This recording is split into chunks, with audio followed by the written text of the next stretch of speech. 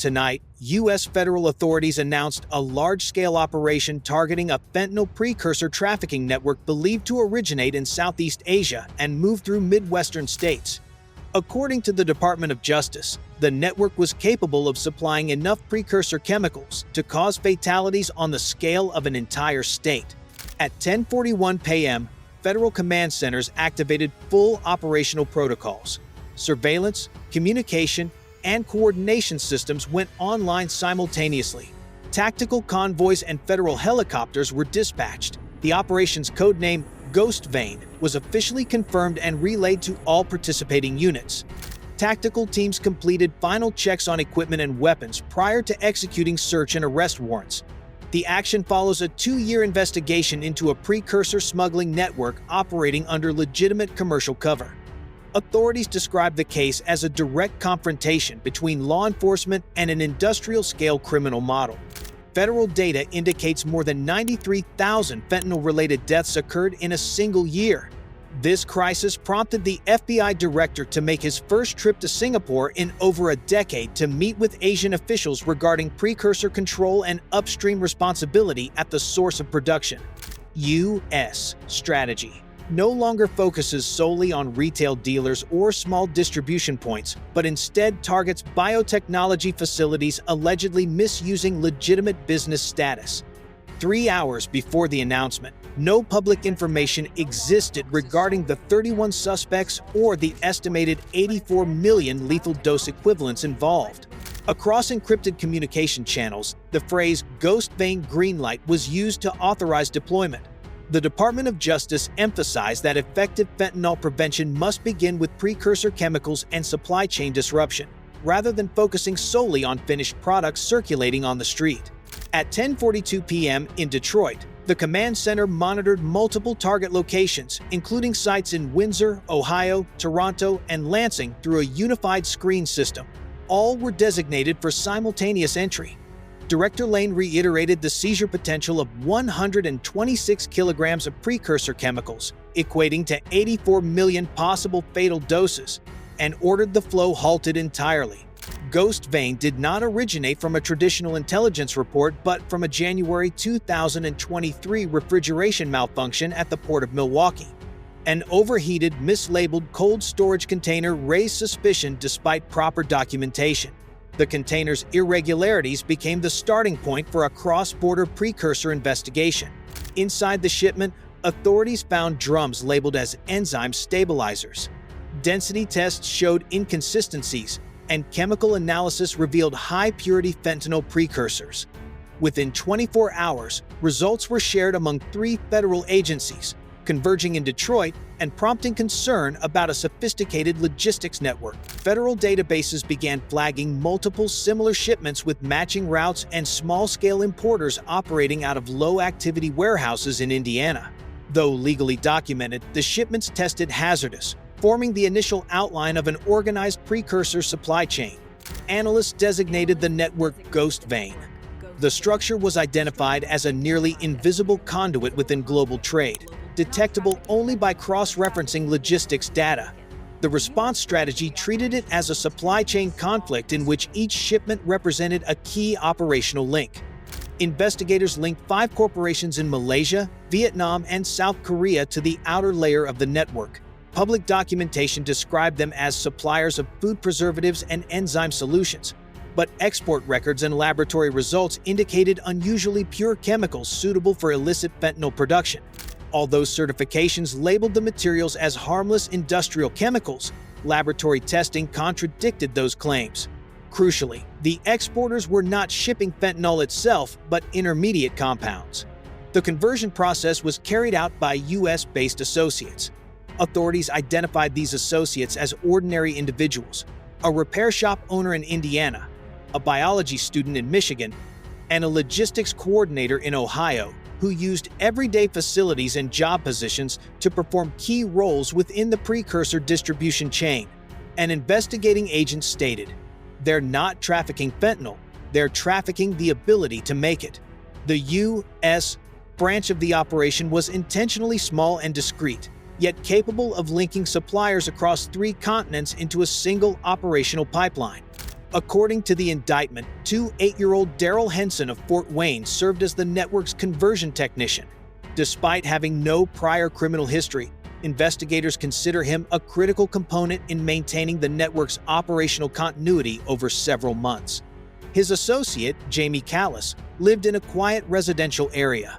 Public observation showed routine activity, but searches revealed mislabeled chemical drums in her basement. Digital evidence also linked her to cryptocurrency transactions transferring funds from Asia to the Midwest. Foreign suppliers operated as legally registered businesses, including a logistics firm in Hanoi, a laboratory in Seoul, and a commercial office in Kuala Lumpur.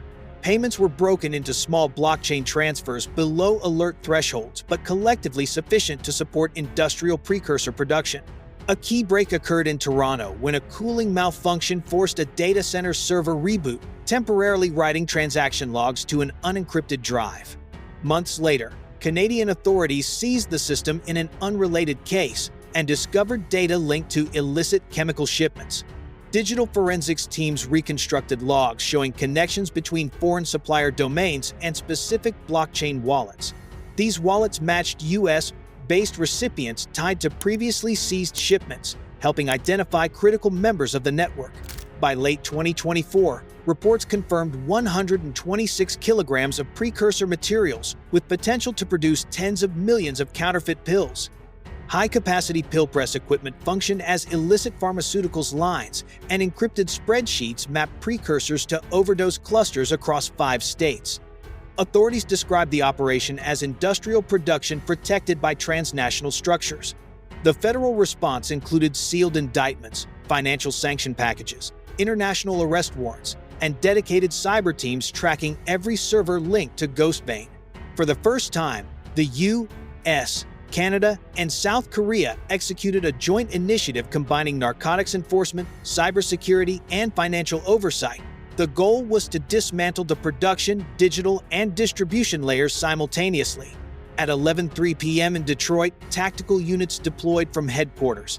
In Toronto, Canadian authorities executed a search of a suspected laboratory, while a joint HSI-RCMP team raided a warehouse registered as an electronics facility but used to process precursor shipments. Concurrent actions in South Korea froze servers used to manipulate trade documentation. The U.S. Treasury blocked approximately $4 million across 19 accounts. Related cryptocurrency wallets were disabled, effectively shutting down the Ghostbane supply chain. In Indiana, tactical officers executed an arrest warrant for Henson. In Michigan, Callis's home was searched, revealing barrels with labeling capable of bypassing automated systems. Chemical testing confirmed the contents as fentanyl precursors. In Detroit, warehouse searches uncovered industrial mixers, automated pill press systems, and molds replicating prescription medications. Hazard materials teams collected residue samples to support federal charges. By sunrise, 31 suspects had been indicted, 5 foreign companies named, millions of dollars frozen, and multiple servers confiscated. Authorities reported that the operation prevented an estimated 84 million lethal doses from entering the illicit market. Federal prosecutors declined any plea agreements that might weaken the structural integrity of the case, stating that all technical evidence, including software code, financial records, and logistics routes, must be preserved for full presentation in court. Analysts concluded that Ghostbane functioned as a structured supply chain relying on forged labels, encrypted software, international orders, and automated logistics. Its organization more closely resembled a legitimate corporation than a traditional drug trafficking ring. The Department of Justice introduced a full-spectrum interdiction strategy involving simultaneous field raids, cyber takedowns, financial freezes, and international warrants to eliminate multiple operational layers at once. Officials emphasized that precursor suppliers worldwide may be subject to U.S. legal consequences even without entering U.S. territory. The fentanyl fight is now defined as a global enforcement effort.